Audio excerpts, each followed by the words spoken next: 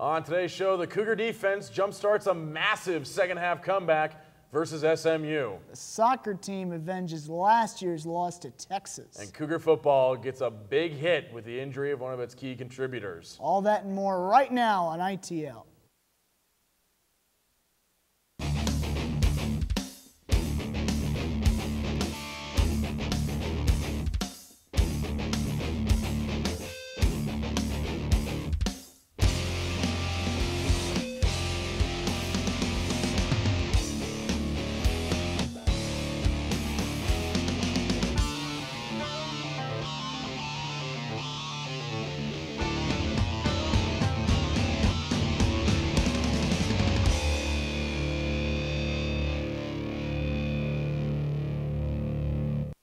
Welcome to Inside the Lines. I'm Michael Preston. And I'm Tom Gillinello. Let's get to the show.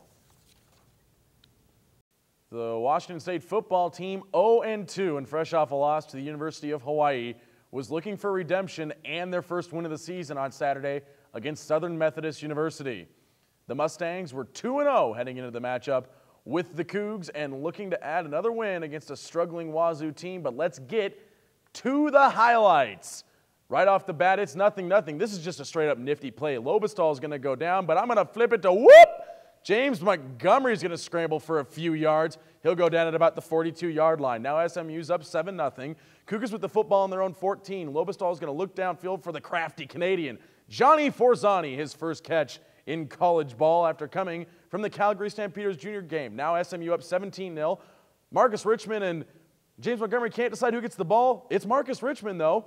He'll go to the left side, cut back a few times, and he'll go up to the SMU 33. Freshmen got a lot of PT all day. The coaches weren't satisfied with the seniors, and there's freshman Anthony Lorenzi getting back up after falling down and taking down the quarterback for his first collegiate sack.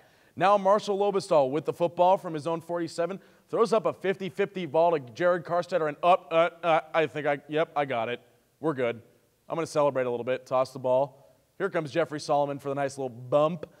Watch it again. Lobestall's looking at Carstetter the whole way. He's gotten much better at catching this football all year. He's going to go up over the Mustang defender and tip it to himself. What a catch by Carstetter. Late in the first half, Cougs still down 17-0 before Lobestall finds Daniel Blackledge back of the end zone. His first collegiate touchdown catch. And the Cougars are going to go into the break only down by 10. Bo Levi Mitchell, the SMU quarterback, had big problems with this. He's going to find Alex Hasselhoff-Ellis, and he's going to scramble 51 yards for the defensive touchdown. That's his first ever touchdown of his football career, period. Bo Levi Mitchell, again, more problems. This time, Myron Beck, waka, waka, waka, waka, waka, waka, waka. Those dreads giving him power. The 40, 30, 20. He's a slow runner. 10, goal line, touchdown.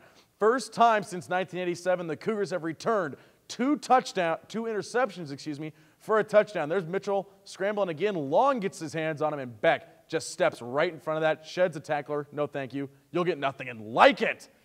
All the way to the house, the coaches running. That's the most, I think, Paul Wolf's run all year right there. Myron Beck with the celebration. Bo Levi Mitchell again. This one saved the game for the Cougars. Brandon Jones making a play. What a step up to get that interception. They were driving, SMU was, to close out the game, but the Cougar defense keeps them in it. Now, Washington State gets the ball, less than 2 minutes to go on the 47, 4th and 7. Lobestall's looking for Jared Carstetter. It's incomplete, but up here comes the laundry.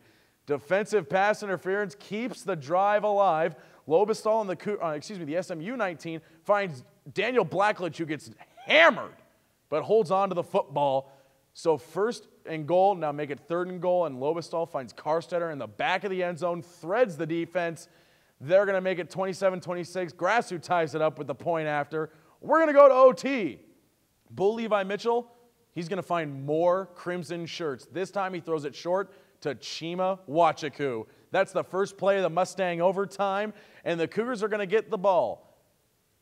4th down, Grassu missed from 39 earlier. This one, too true. Right down the middle. The Cougars win 30-27, their second victory in 3 games at Martin Stadium, second off the foot of Nico Grassu. Now the win keeps intact a streak of 23 consecutive victories when facing a first-time opponent in Pullman. To find the last time the Cougars lost, you have to go back to the Teddy Roosevelt administration when he was speaking softly and carrying a big old stick in the White House in 1902. Boy, that was a great football game. Did you rush the field?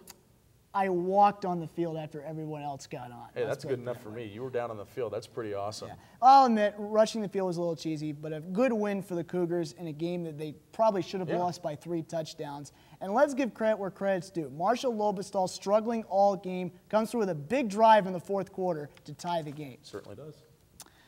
Moving on to other news, although Saturday was a great day for the Cougar Nation, Tuesday was quite the opposite. The athletic department announced that the starting running back for the Cougs football team, James Montgomery, will miss the rest of the season due to an emergency leg surgery.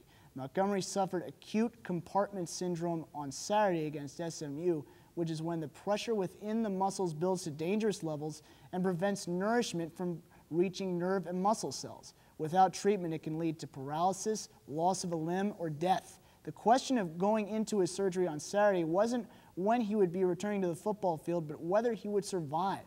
Running back Dwight Tardy was quoted stating that Montgomery probably could have died if the operation had been delayed, and that wait of just 1 to 2 hours might have led to an amputation. It'll be at least 6 months before doctors will be able to figure out whether Montgomery will ever play football again, but the good news is that his leg is safe.